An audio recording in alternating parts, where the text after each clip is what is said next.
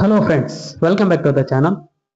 ನಿಮ್ಮ ಖಾತೆಯಿಂದ ಏನಾದರೂ ಹಣ ಕಳ್ಳತನ ಆಗಿದ್ರೆ ಅಥವಾ ಸೈಬರ್ ಕ್ರೈಮ್ ಅಡಿಯಲ್ಲಿ ಫೈನಾನ್ಷಿಯಲ್ ಫ್ರಾಡ್ ಆಗಿದ್ರೆ ಅಂತ ಹಣವನ್ನು ಹೇಗೆ ರೀಫಂಡ್ ಮಾಡ್ಕೋಬೇಕು ಅನ್ನೋದನ್ನ ಈ ಒಂದು ವಿಡಿಯೋದಲ್ಲಿ ಸ್ಟೆಪ್ ಬೈ ಸ್ಟೆಪ್ ತಿಳ್ಕೊಳ್ಳೋಣ. ವಿಡಿಯೋನ ಸ್ಕಿಪ್ ಮಾಡದೆ ಕೊನೆವರೆಗೂ ನೋಡಿ. ನೀವೇನಾದರೂ ಇದೇ ಫಸ್ಟ್ ನಮ್ಮ ಚಾನಲ್ ನೋಡ್ತಾ ಇದ್ರೆ ದಯವಿಟ್ಟು ಫಾಲೋ ಮಾಡಿ. ನಿಮ್ಮ ಖಾತೆಯಿಂದ ಏನಾದರೂ ಹಣ ಕಳ್ಳತನ ಆಗಿದ್ರೆ ಫಸ್ಟ್ ನೀವು ತೆಗೆದುಕೊಳ್ಳಬೇಕಾಗಿರ್ತಕ್ಕಂಥ ಸ್ಟೆಪ್ 1930ಗೆ ಕರೆ ಮಾಡುವುದು. ಹೌದು, ನಿಮ್ಮ ಖಾತೆಯಿಂದ ಹಣ ಕಟ್ ಆದ ತಕ್ಷಣದಿಂದ 1 ರಿಂದ 2 ಗಂಟೆಗಳ ನಿಮ್ಗೆ ಗೋಲ್ಡನ್ ಅವರ್ ಆಗಿರುತ್ತೆ. ಯಾಕೆ ಇದು ಗೋಲ್ಡನ್ ಅವರ್ ಆಗಿರುತ್ತೆ ಅನ್ನೋದನ್ನ ವಿಡಿಯೋದ ಕೊನೆ ಸ್ಟೆಪ್ ಅಲ್ಲಿ ನಾನು ಹೇಳ್ತೀನಿ. ಫಸ್ಟ್ ಸ್ಟೆಪ್ 1930ಗೆ ಕರೆ ಮಾಡುವುದು ಅಂಡ್ ಸೆಕೆಂಡ್ ಸ್ಟೆಪ್ ಅವರು ಕೇಳಿರ್ತಕ್ಕಂಥ ಇನ್ಫಾರ್ಮೇಶನ್ ನೀವು ಶೇರ್ ಮಾಡ್ಕೊಳ್ಳುವುದು. ನಿಮ್ಮ ಹಣ ಹೇಗೆ ಕಟ್ ಆಯ್ತು, ಮತ್ತೆ ಯಾವ ಟೈಮ್ ಕಟ್ ಆಯ್ತು, ಮತ್ತೆ ಯಾವ ಬ್ಯಾಂಕ್ ಇಂದ ಕಟ್ ಆಯ್ತು ಅನ್ನೋದನ್ನು ಕೂಡ ನೀವು ಅವರಿಗೆ ಕಂಪ್ಲೀಟ್ ಇನ್ಫಾರ್ಮೇಶನ್ ನೀವು ನೀಡಬೇಕಾಗುತ್ತೆ. ಮತ್ತು ಆ ಟ್ರಾನ್ಸಾಕ್ಷನ್ ಅಲ್ಲಿ ಇರ್ತಕ್ಕಂಥ UTR ನಂಬರ್ ಆಗಿರ್ಬೋದು, ಅಥವಾ ನಿಮ್ ಬ್ಯಾಂಕ್ ನ ವಿವರ ಆಗಿರ್ಬೋದು, ಅಥವಾ ಆ ದಿನದ ಸ್ಟೇಟ್ಮೆಂಟ್ ಆಗಿರ್ಬೋದು, ಅಥವಾ ಕಂಪ್ಲೀಟ್ ಟ್ರಾನ್ಸಾಕ್ಷನ್ ಆಗಿರ್ಬೋದು.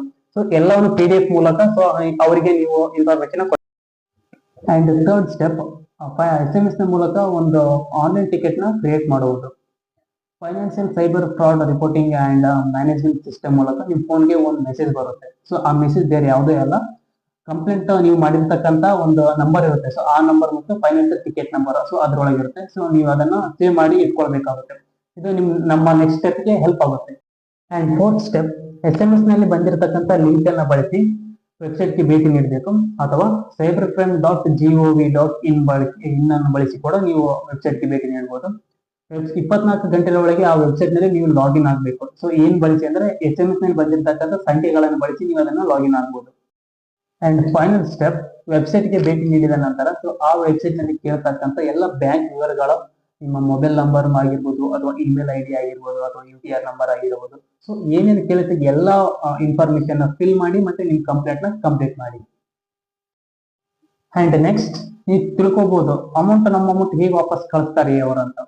ಲಾಸ್ಟ್ ಸ್ಟೆಪ್ ಏನಂತಂದ್ರೆ ಅಮೌಂಟ್ ಅನ್ನು ಫ್ರೀಸ್ ಮಾಡುವುದು.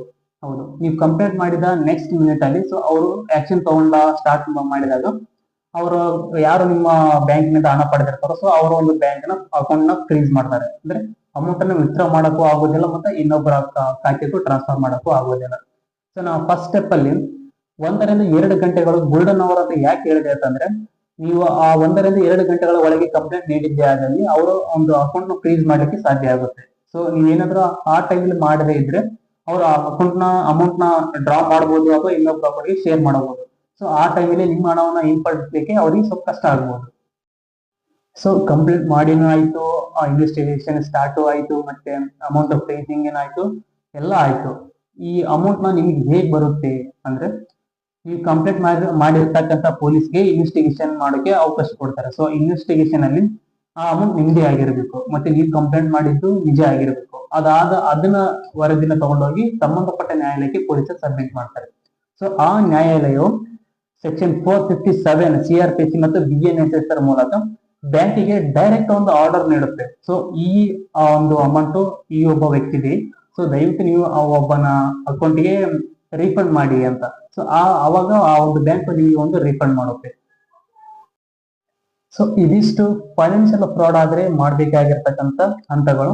ನೀವೇನಾದ್ರೂ ಈ ಎಲ್ಲಾ ಹಂತಗಳನ್ನು ಕಂಪ್ಲೀಟ್ ಮಾಡಿದ್ದೆ ಆದರೆ ನಿಮ್ಮ ಹಣ ಎಲ್ಲಿ ಹೋಗೋದಿಲ್ಲ, ನಿಮ್ಮ ಹಣ ನಿಮ್ ಖಾತೆಗೆ ವಾಪಸ್ ಬಂದೇ ಬರುತ್ತೆ ಅಂತ ಹೇಳ್ತಾ, ಈ ಇನ್ಫಾರ್ಮೇಶನ್ ಯೂಸ್ಫುಲ್ ಅನ್ಸಿದ್ರೆ ದಯವಿಟ್ಟು ಫಾಲೋ ಮಾಡಿ ಮತ್ತೆ ಶೇರ್ ಮಾಡಿ ಅಂತ ಹೇಳ್ತಾ, ಮತ್ತಷ್ಟು ಇನ್ಫಾರ್ಮೇಶನ್ ಒಂದಿಗೆ ಮತ್ತೆ ಸಿಗ್ತೇನೆ.